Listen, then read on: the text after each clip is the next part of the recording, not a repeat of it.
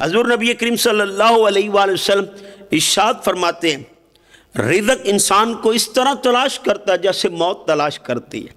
موت کی طرز میں بندے کو رزق تلاش کرتا ہے۔ لیکن آج میں اور آپ اپنے گریبان میں جھانکیں، آج ہم اپنے آپ کو دیکھیں تو وہی بات یاد آتی ہے کہ ہمیں تو اپنے گردش حالات پہ رونا آیا۔ اے رونے والے تجھے کس بات پہ رونا آیا؟ ہم رزق کی خاطر مارے مارے پھرتے ہیں، جھوٹ بولتے ہیں، فراڈ کرتے ہیں، قسمیں اٹھا کے مال بیچ دیتے ہیں۔ ہمارا حال یہ ہے کہ ہم اپنی ہی بہنوں کے حق پہ ڈاکے ڈال رہے ہیں۔ ہمارا حال یہ ہے کہ آج ہم مال بیچتے ہوئے اس کا عیب چھپا جاتے ہیں، عیب چھپا کے بیچتے ہیں۔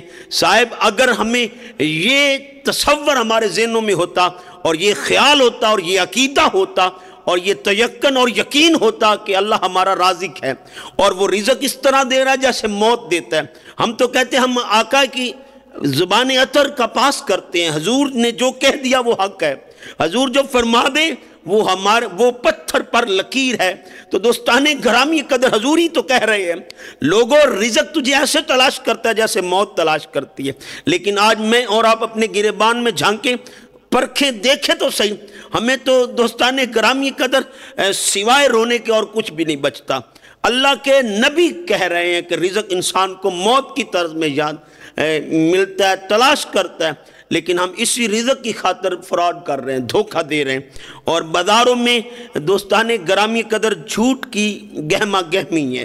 ایک حدیث کے الفاظ ہیں، آقا رحمت صلی اللہ علیہ وآلہ وسلم ارشاد فرماتے ہیں ایک شخص طویل سفر کر کے آتا ہے، طویل سفر کرنے کے بعد وہ اللہ کی بارگاہ میں ہاتھوں کو پھیلا دیتا ہے، لمبے کرتا ہے، لیکن اس نے جو کھایا ہوتا ہے وہ حرام کا ہوتا ہے، جو اس نے پہنا وہ حرام کا تھا، جو اس نے پیا وہ حرام کا تھا۔ اب بارگاہ الہی میں بھی ہاتھ پھیلائے گا تو اللہ قبول نہیں کرے گا، اللہ اس کی دعا کو رد کر دے گا۔ کیوں کہ اس نے کھایا حرام کا تھا، پیا حرام کا تھا، اس کی رگوں میں دوڑنے والا خون حرام کے رزق پر چل رہا ہے، وہ حرام کے رزق سے بن رہا ہے۔ تو دوستان گرامی قدر اللہ کی بارگاہ میں بھی ہاتھ پھیلائے گا تو اللہ اس کی دعا کو رد کر دے گا۔ حضرت سعد بن ابی وقاص رضی اللہ تعالیٰ عنہ ایک دن التجا کرتے ہیں، آقا جی دل چاہتا ہے میں مانگوں تو اللہ عطا کر دے، اللہ میری دعا کو کبھی رد نہ کرے، ادھر میں مانگوں تو اللہ مجھے مستجاب الدعوات کر دے، میری دعا کو کبھی رد نہ کرے۔ میرے آقا فرماتے ہیں اے سعد ایک کام کر لے۔ کہا وہ کون سا کام؟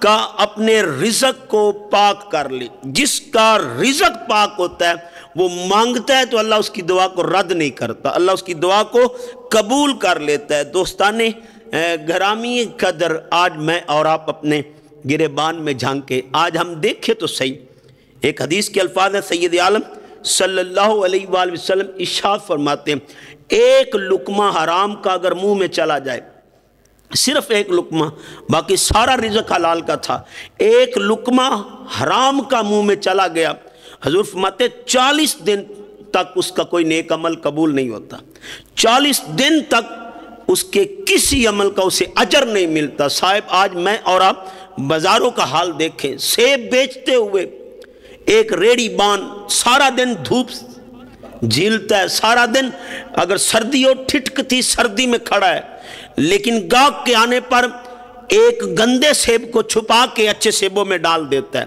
اب ارادتاً اس نے ڈالا، غلطی سے چلا گیا تو اس پر گرفت نہیں ہے، لیکن ارادے سے اس نے چھپا کے رکھا کہ گاہک کو یہ نظر ہی نہ آئے اور میں اس کے سے چھپا کر اس کو اچھے سیبوں میں ڈال دوں اور اس کو اسی قیمت پر فروخت کروں جو قیمت میں نے اچھے سیبوں کی ہے۔ تو صاحب بلے شاہ پتہ تد لگ سی جدو چڑی پھسیت بازا، اس حساب کتاب کا پتہ تو ہم تب محسوس کریں گے، تب ہمیں احساس ہوگا تو جب ہم اللہ کی بارگاہ میں پیش ہوں گے، اللہ کی سامنے کھڑے ہوں گے، جب ہمارے منہ پر منو مٹی آ چکی ہوگی۔ تو دوستان گرامی قدر آج ہم احتساب کر لیں، آج ہی اپنے آپ کو ٹھیک کر لیں، آج اپنی من مانیاں چھوڑ دیں۔